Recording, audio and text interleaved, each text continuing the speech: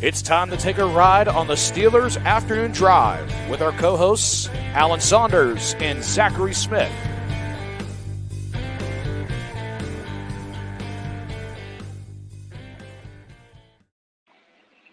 Welcome into another episode of Steelers Afternoon Drive. I'm Zachary Smith. That is Alan Saunders. That's a very different background for us, Alan. I don't know what you're talking about. This is Pittsburgh. Clearly, you're always there. You don't recognize it. I mean, I'm not used to that. I'm not familiar with that area. I'm used to seeing either the all the credentials in the background, maybe a moving vehicle. This area of Pittsburgh, I'm not very familiar with. No, it's west side of town. Pittsburgh West. It was Pittsburgh West, man. Can we talk yes. about that first? That's what my column Absolutely. was about this morning, man. I have seen Steeler Nation do some things, man. I have seen them take over some games in places that you'd expect them to, right? Like teams that don't have fan base. Like Steelers go to Arizona, It's going to be mostly Steelers fans. Steelers go to Jacksonville, it's going to be mostly Steelers fans. Steelers play a game in Miami in December when the Dolphins are like 4-6. Yeah, it's mostly going to be Steelers fans. This was the Raiders' home opener. The tickets were $600. Steelers fans just ran the place. I think, to me, considering the circumstances, and like, look, we've had nothing but angst on this show for 2 weeks. Like, this is not like halcyon times of Steeler fandom right here. Like, they still came and conquered. It was incredible. I think, to me, one of the most impressive things I've seen Steeler Nation do was just dominate that build. And those are, we were talking about Raiders fans, face paint, shoulder pads, whole 9 yards. It was like they weren't there. Yeah, I would say solid fandom in their own right are Raiders fans. The person that I buy my season tickets off of was actually their 65th birthday yesterday, and they went out there for that trip. They circled it as soon as the schedule came out, and I imagine that was the case for a lot of Steelers fans. First time at this new Allegiant Stadium. It was your first time there as well. What do you think of the stadium itself and just Vegas in general? It's huge. I think when you look at the outside of it, it's very sleek. I joked it looks like a Roomba, but you don't kind of get the scale of it, especially from far away. It's an enormous building. Like, standing along outside of it, you're like, it's like 12 stories up there. And on the inside, I would say it's more of a Raiders building than a Vegas building, I guess is the way I would characterize it. Like, it feels like the inside of the Death Star. Like, okay, like that's that's what they're going for. It's not like glitzy or glamorous. There were a lot of celebrities there, but it was a very sort of Spartan atmosphere, like you would expect for a Raiders stadium. It did not feel like Vegas. It felt honestly like we could have been anywhere. But you certainly noticed it's dark. The seats are dark. It's sort of intentionally foreboding. I think that's basically the way I would describe it. What about from like a tailgating perspective? When you're walking into the stadium, like are there a lot of people that are like around the stadium prior to? Yeah, so I think like much like maybe if you can think back to like PNC Park's early days where like they built a stadium where there was nothing and you can kind of tell that it's not going to stay that way forever, but right now there's still a lot of nothing around. And so there was like a lot of like little lots where you could park and tailgate. Like the stadium lots aren't that extensive, but there were lots. I took an Uber in, but we kind of had to make like, go around 3 sides of the building. And so you can kind of see like all these little places that had tailgates set up. And, the other part about this is like, it's a transient fan base no matter what. You got lots of people coming in from LA, people coming in from Northern California that were Raiders fans. And so all these people drive in and they park and they set up. And so it's a pretty big, I was surprised by how much tailgating there is. I was saying like, where you can tailgate in Vegas. I don't know if it's going to stay that way because, like I said, I think it looks like there's plans to develop that area. But right now, it's pretty solid tailgate spot. Yeah, I was thinking a lot of it would be like indoor tailgating stuff. That's why I didn't know if you would see many people outside. Like I thought, like maybe the bars and stuff would be packed prior to, and then everybody just there weren't any bars right there. The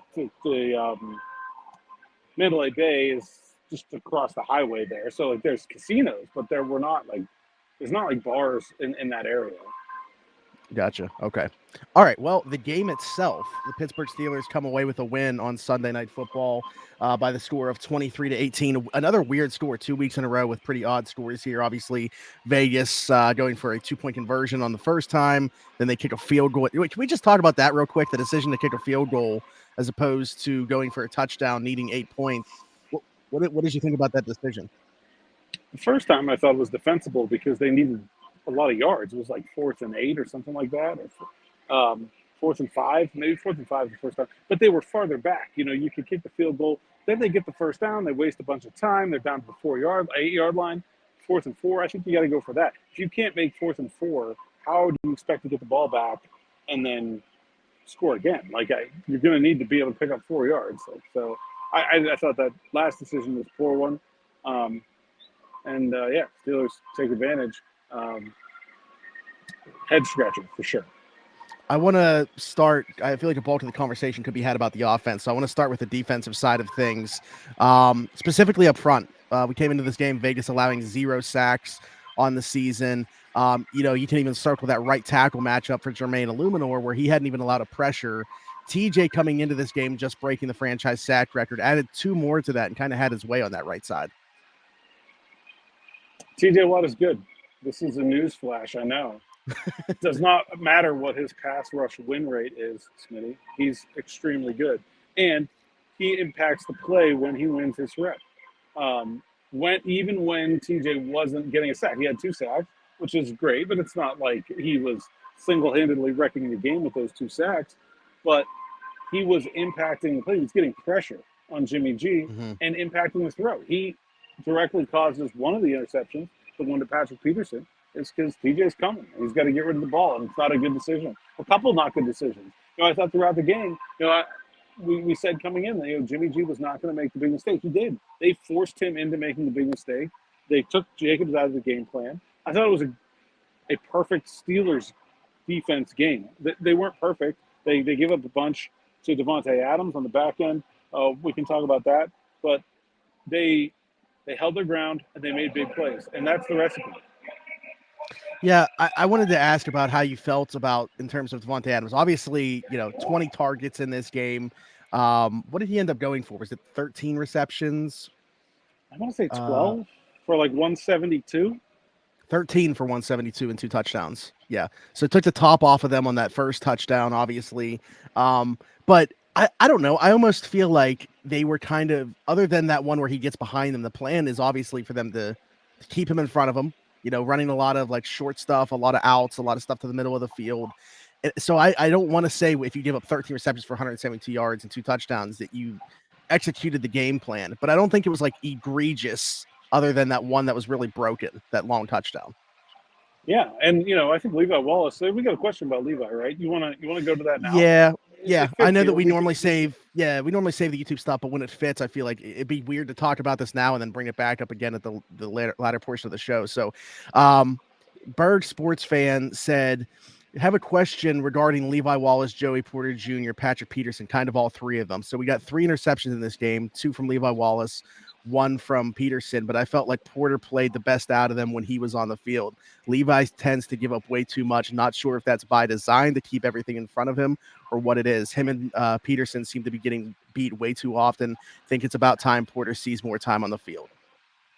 Yeah, I do think a lot of what you're seeing with Levi Wallace is sort of intentional, where they are playing off, they're playing zone, and it's catch and tackle. It's not intended to be this shut them down tight football. A lot of it is in-breaking stuff where Wallace is supposed to eventually pass him off to a linebacker or a safety, but there's gaps in those zone defenses. And a good quarterback who's not being pressured can take advantage of those. The one exception to that is the one where he's expecting Minkah Fitzpatrick to be in the center of the field, forces Adams back in the middle. Minkah comes up on the in-breaker, and Patrick Peterson is supposed to replace him. It's a really tough play for Peterson. He kind of gets there, but then can't find the ball. That's the one that I think, look, the Steelers, if that was whatever that play was, about a 40-yard touchdown, something like that, 35-yard touchdown. Mm-hmm.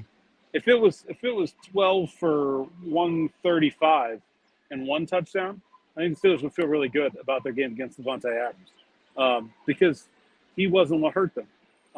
They want to keep him in front of him. They don't want to get beat deep. They don't want the big play. This is a big play defense. They want you to complete a bunch of passes. They say, look, if you have to drop back and you have to complete 10 passes to get down the field, either we're going to get to your quarterback or we're going to get to the ball 100% of the time. You can't do it. You can't drop back to pass that many times against this defense and stay clean. And so they're okay with Davante Adams getting 10 yards, 8-yard catches, 10-yard catches. They're not okay with the big play, and they'll probably want that one back. But other than that, I think that was largely them executing the game plan kind of the way they drew it up. Yeah, and I mean, they got Jimmy G into a situation where he threw 44 times. I don't think that's what the Raiders want to have happen. Yeah. Josh Jacobs, on the other hand, 17 carries for 62 yards, a long of only 10. Again, he came into this game not having the best numbers. I think that running game is still very far from where they were last season when he led the league in rushing. But how did you feel about the way that they were able to limit him on the ground and the guys up front? No big play. That was the difference between this and the last 2 weeks in the ground game, is that there was the 69-yarder from Jerome Ford and another really long one from Christian McCaffrey where they missed a tackle and let a guy get free. They rallied to the ball. When they did miss a tackle, they had a second and third guy there right away. They didn't let any big plays happen. And so I think that's the big thing that stands out to me in the ground game. It wasn't perfect, but it's not going to be, especially without Cam Hayward in there. I think that will take that effort from the run defense every week. And I just want to talk about somebody that I singled out yesterday for making a very clean, big, textbook football hit in Cole Holcomb. What I've seen from week 1 to the last 2 weeks, the change that he's made, the way that he's progressed within this defense has been awesome to see. What did you see from him yesterday? It's funny because when the Steelers signed him, I know some people in Washington, and they were like, man, I can't believe we let this guy get away. They were going through their ownership turmoil at that time. I don't think signing free agent linebackers were like at the top of their list of things to do as an organization. And there was a feeling expressed to me that they kind of dropped the ball and letting him come to Pittsburgh. And that was the first time I saw that player, I think. He was okay. He was bad against the 49ers. So it was fine against the Browns. I thought he made a difference in this game. And there were a couple other guys I thought that stood out. Keanu Benton continues to get better every week. What a sack. It was great. Marcus Golden looks like a real weapon in terms of a secondary edge rusher that can do a lot of things for them. And I think I did not notice DeMonte KZ and Keanu Neal in a good way. Those are not guys when you're playing a half-field safety. I don't want to be seeing them all the time. I thought they kept the lid on that defense for the most part. Yeah, I think Keanu Neal was only targeted one time in pass coverage, and it was an incompletion. So, yeah, and it was on Jakobi Myers. So, yeah, good stuff from him. Okay, let's flip the script here. I know that we want to talk a lot about this offense. That's where we talked last week. You asked me a question last week after the win. It's like, do I feel like it almost felt like they didn't win. Like Pittsburgh fans, despite getting that win, it almost felt like they didn't win the game. And I said, I think the answer is because of the offensive performance. We're now sitting here after this performance where I feel like they did take a significant step. And Kenny Pickett, some of the things that we've asked about him, we got some questions on in terms of like the accuracy all of a sudden seemed to be back. It just makes what happened in that first week just that much more odd. But what did you see from this offense? And let's just start to dive into a conversation about that side of the football and where it's at. Yeah, I mean, I expressed some real concern about what was wrong with Kenny Pickett, especially in that first game, and I didn't think I understood what it was, and so I wasn't confident that it was just going to get better. Like it could have. I didn't know. I now feel like I know that. Well, I still don't know what happened, but it's seemingly better. He got incrementally better against Cleveland.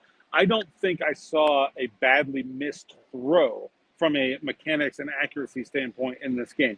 There were certainly lots and lots of open receivers that he did not find that he could have found. There were certainly some times where he could have stayed in the pocket or felt the rush a little bit better. But there's so much more that he can do than what he did in this game. But that fundamental accuracy, throwing the football, that's so much better from week 1 to week 3. And I think that really alleviates a lot of the concern for me with where he's going and what his season is going to be like. He is not a finished product. He's not where they want him to be. He's not where he wants to be. But this is closer to where I expected him to be for this season. And so I think whenever your eyes are lining up with what you were expecting to see, I think that gives you a lot more confidence that that's going to continue going forward. How important do you think it was? Okay, the Raiders get that first score. Things on offense kind of looking the exact same for the Steelers right out of the gate. Then he hits that deep shot to Calvin Austin. How important do you think it is for a player like him to hit that type of play from a confidence perspective and to just get him going? I've never really felt like Kenny Pickett lacked confidence, even when things aren't going well. He's never been a guy to me that let bad plays bleed into other plays. But I'll tell you what it does do. That was an offense that was really aggressively flowing to the ball. Defense that was really flowing to the ball. You have to make them pay for that to get the stop. There's Calvin Austin is fast. Nick Farabaugh wrote it. I'm not even sure it will be out on the site, I believe, by the time you're hearing this. A breakdown of that play, but it's quarters coverage against Marcus Peters, and he gets a free release, based on the formation where he's like tight to Pat Freiermuth there. So there's no way that Peters can play inside leverage on him. He kind of has to give him a free release. He's beating every corner in the league on that route. If he gets a free release, there's just no one that can run with him down the field. The quarters at that point essentially becomes man coverage. That there's no one that's going to run with him. They have to use that weapon to make defenses respect them and to get the stuff that they want to do in the width of the field and in the short middle opened up. I thought that was really key for getting that offense moving. The other part of that I think was also, I'll put in that bucket, is Kenny using his legs. That's not something we've seen a lot the first 2 weeks. I thought he was very decisive about, okay, it's just not there, I'm going. And he made the Pickens penalty erases the big one. He comes back and does it again anyway. I think those kinds of plays really will make a defense change what they wanted to do. And that's what effective offense does. It makes the other team adjust to you. And I think we saw things open up in the passing game because the Steelers were able to establish some deep passes, some quarterback runs, and that really got the rest of the passing offense going. I want to ask you real quick regarding Calvin Austin, too. I know that obviously we couldn't have forecasted a Deontay Johnson injury that would keep him out for the amount of time that it has and is going to. But when we talked about Calvin Austin's role within this offense, he got 6 targets last night that he was tied with George Pickens for the team lead. Do you feel like now, like even when Deontay Johnson comes back, he still could have this similar type of role, or where do you see him? Like, could it be Allen Robinson that takes more of a backseat than Calvin Austin when it's Deontay Johnson that comes back? Maybe, probably not. What they're asking Allen Robinson to do a lot right now in terms of blocking, in terms of their spacing. That I'm not sure that. I mean, look, I think Calvin's actually a very good downfield blocker for his size. He had a great block on that Pickens long catch and run in the third quarter. I was just say, speaking of PFF, he actually has the best blocking grade among the receivers right now. All right, well, we may have to give him that one because I agree with that. But I do not expect that. So maybe. I mean, I do think that he's not getting a lot of targets right now. But I think the way they're getting his targets, he can keep doing that. He needs to be the guy who can use his speed to take the top off the defense. It's too easy for teams to double team George Pickens. They need to find a way to make things happen with other guys, and I think Austin can be that guy. When we talk about Kenny and what you saw yesterday compared to those first 2 weeks, having, we not watched the game back yet, obviously, or anything, just upon first glance, like, what did you see that you felt looked differently from him? Was it just like in the pocket? Was it more, you mentioned kind of getting outside of the pocket and moving the pocket. What was it about his game yesterday that you think we saw this type of improvement? He just looked more accurate. I think that's the big thing. He was hitting the throws he was trying to make. I still think there was questions about the decision-making at times. I think when he watches this, and given the fact that he spent like 9 hours on an airplane after the game, I'm assuming he's watched it like 3 times by now. Yeah. I think he's going to not feel as good as he did right after that game about the way he played. That's okay. He still played really well. There was a lot of throws out there that he didn't make, but he made the ones that he saw, and I think that's a huge step forward from where he was. It's a reason for a big amount of optimism for the rest of the season. If he can continue to be that guy and take care of the football, I think that, there was one or two that I would maybe call like interceptable passes. The one wasn't his fault. Connor Hayward ran the wrong route. The other one I thought was an iffy out in the flat to George Pickens, where it was a little dangerous. It was really well covered on a short horizontal route. But other than that, man, he took really good care of the ball. The veteran guy who is a low upside player who's only in the NFL because he's supposed to take care of the ball and not make mistakes, made far more mistakes than Kenny Pickett did in that game. That's the difference in this game. Early on, when things were going Vegas' way, Jimmy Garoppolo was outplaying Kenny Pickett. That changed when he started making mistakes. Pickett never did. He ends up being the better quarterback in the game. His team wins because of it. And that is the most important thing, I think, for him and this team right away in terms of continuing this small amount of momentum they have going here after 2 straight wins. This we've talked about. This is not that difficult of a schedule. There are not elite players. In fact, I'll give you an honest challenge here, listeners. Give me 5 players that are not Derek Stingley and Aaron Donald that play on each of these next 2 defenses. Or the Ravens are in between. Like, this Texans defense has nobody you've ever heard of on it. And 2 weeks after that, this Rams defense has nobody you've ever heard on it, that one either. Like, the Ravens have a good defense. There's going to be challenges, but there are a lot of bad teams on the schedule. All the Steelers need Kenny Pickett to beat the bad teams on their schedule is what he was on Sunday night. Yeah, what he was also 6 of 10 for 142 yards and 2 touchdowns on throws 10+ yards. So, some more explosive plays were down there. Obviously, we mentioned the long 70+ yard touchdown. I put that out there. I thought that was weird. Like, 2 of their first 3 offensive touchdowns this year were for at least 70 yards. Like, for a not very good offense, it's funny that the explosive plays have been there. It's been the story of the season so far. It's just keep it close and hit the big play. I'm not sure that's sustainable on offense. I think they need to do a little bit better job, but I do think it is sustainable on defense. The other part about this offense that I think has really stood out to me is really, like, for the first. So Derek Bell, our analyst, put in his dudes and duds from after the game, and he put in as one of his dudes. I'm giving away plus content here, but subscribe to Steelers Now Plus at SteelersNow.com. Save 10%. Use my code Allen10. Save 10% on an annual subscription. It's $40. Makes it $36. And you'll get all this stuff. But he puts in his story last night, and I'm editing it. It's like he put in like Steelers offensive adjustments, and I'm like, yeah, no, I think we need to name the man here. I think Matt Canada needs to get some credit for the game plan. I think the play calling was still up and down, but I think this is really the first time that you could see the intent of the game plan come out, right? Where early in this game, it was a lot of Najee Harris. It was a lot of Najee Harris into some loaded boxes. Everyone on social media went nuts because Warren Sharp pointed out that the Steelers have had extreme run pass tendencies out of under center versus shotgun.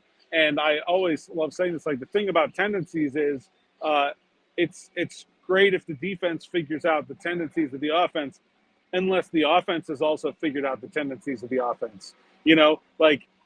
That only works until somebody becomes self-aware of what they're doing, and then they can weaponize it. And I think that's exactly what we saw the Steelers do. They ran heavy out of under center formations. They ran out of shotgun formations, and then they went back to play action in the second half, and they cooked. Like, they were awesome. They get the touchdown to Pat Freiermuth on play action. They get the key first down right before the 2-minute warning on a play action under center bootleg formation, same formation that we've talked about many times that they run out of under center with Najee Harris in the backfield, wide open Allen Robinson for a first down. That is what the Steelers offense can look like when it's working. And I really think we really saw the intent come through for the first time. You've got to say that was a good game for Matt Canada. And will it continue? I don't know. Do I think it has anything to do with the strange report of him getting an expanded role with Kenny Pickett? No. But that was that I really felt like Kenny said that was the best our offense has looked. And I asked that question about this season, but like, was there a better drive than that drive that ended with the Freiermuth touchdown from the Peterson interception? Is that the best drive we've seen Canada and Pickett, period? Except for maybe a non-2 minute best drive from this offense. I think so. I put it on X like the entire drive, like play by play, and said this is the best we've seen in quite some time. I mean, the use of play action, we saw them use some pre-snap motion on a passing play. They didn't run out of it. They actually passed on the pre-snap motion play, ran from the shotgun. I thought they blocked well out in space. There's that play Warren where they kind of like dressed it up differently, had Calvin Austin come around the other side. And I thought they blocked well out in space on that. They used the middle of the field on the Freiermuth first down prior to the touchdown. Kenny bootleg. I mean, that drive had literally everything. But to your point, we haven't necessarily seen it enough. And that was still in the third quarter. And we didn't really see, like, that was the last points they scored in the game.